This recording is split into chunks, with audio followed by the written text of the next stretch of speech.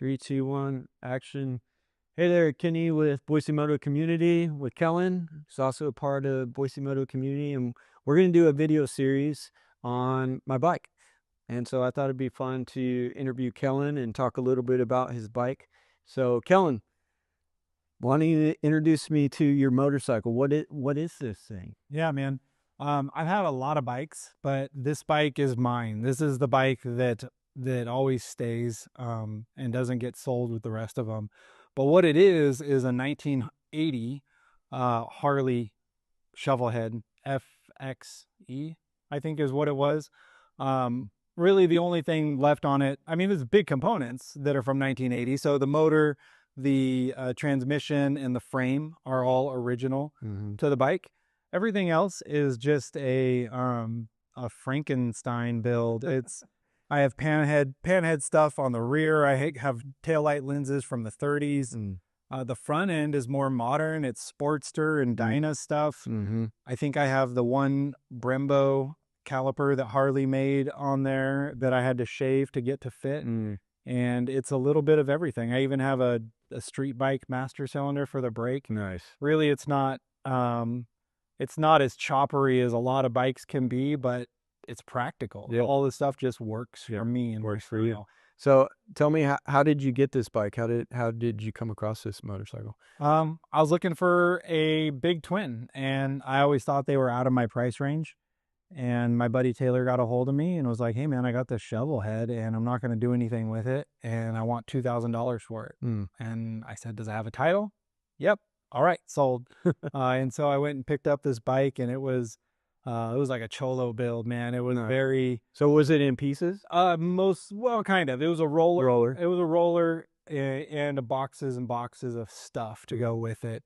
But I started looking into the motor, and it looked really solid. So I didn't even rebuild the top end. I was like, it looked like someone had been into this thing and had done some work and never finished their build. So it's just been a killer, reliable bike for me. It's so good. How long have you been riding motorcycles? I've been riding since 2006. I got my license because I bought a KZ 650 and I wanted to ride it on base, and I had to take the STAR course because I was in the military, and it kind of started my whole riding adventure with old bikes mostly. What's your favorite type of trip to do on a bike like this? Mountain trips in Idaho are the best. Riding with your buddies. I'm not a speed guy. Yeah. Well, obviously. Right. Yeah. I always call it my tractor. I get to kind of put around on my tractor. But it handles the mountains great. It's just I can stay in like third gear all day long, and just riding with buddies in the mountains, going camping. You always see cool stuff in Idaho, and there's just something really special about like having your bike in the dirt, sleeping in a tent or a hammock, and just hanging out with friends. And so getting to do that year after year is awesome. That's cool. So Boise Moto Community being a DIY community, what are some of your practices for maintaining this motorcycle? My main practice, and what I think should be pretty much any rider's main practice, is a daily inspection of your bike. When I go to get on it to ride it, I just do a quick visual walk around. I check air pressure, look to see if bolts are falling off, if foot pegs are falling off, if other things are falling off, which happens when you build your own stuff and when it's old. Things rattle off even on new bikes. And so a walk around, a visual inspection of everything. And then after big trips, I go through the whole thing and I assess what needs to be done. If I'm getting too much top end noise, I know that my solid push rods probably need to be adjusted. On this last trip we took with Crooks, the carb float got stuck. And so before I even got home, I'm just dumping fuel out of the carburetor and had to drain it, and realized, man, I've never run a fuel filter on my bikes. And so I started adding a fuel filter to it. And kind of after each trip, whatever it is, I go through everything. But the first thing I always do is just power wash it, because it's like inevitably, if I'm going to take something apart, I'm going to get dirt and grime all in it. And so being able to see where things are actually leaking from, or it's good to start with a clean slate. Yeah, that's good. What's your favorite part on this motorcycle? So I have a part that I made and a part that I didn't make. So one thing I didn't make is the Wizard Sticks carb support. Yeah. Local guy who was making them, and they were just awesome. Just really great design, and Yeah, it's cool. I like those little things that you can't really see unless you're looking for it. So that's my favorite thing that I bought and put on it. My favorite thing that I made was my tail lights and my sissy bar.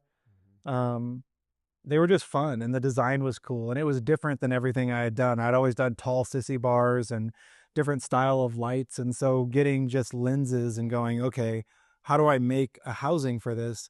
It was a really fun, just little engineering project, and so consequently, it just I have a lot of pride in that. That's good.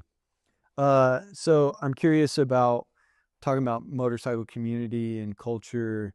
Um, what does motorcycle culture mean to you, and how has it influenced your riding or mechanic skills?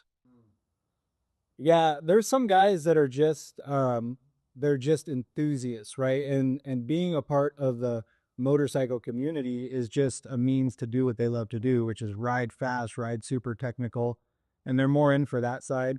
For me, I was always attracted to the community of builders just because those guys that are building amazing stuff and making their own parts, I want to meet them. I want to know their story. I want to see how they do what they do. And I was always looking for inspiration from those guys. Funny enough, probably about a lot of people in our generation, my early 2000s, late 90s, American shopper, and it wasn't that like the bikes were cool for the time and then became very novelty. But what I loved about all of those shows is that I was always watching the guys in the back work on stuff. And so for me, that was like my introduction into building bikes. And then the community part was just this bonus of where you get to hang around people that are just like, they know what each other are about and what their skill levels are. You get to see what other cool stuff people are doing, and then you get to make relationships and friendships with these people. It's awesome. That's great. I love that. What's been the most challenging situation you've had on a motorcycle?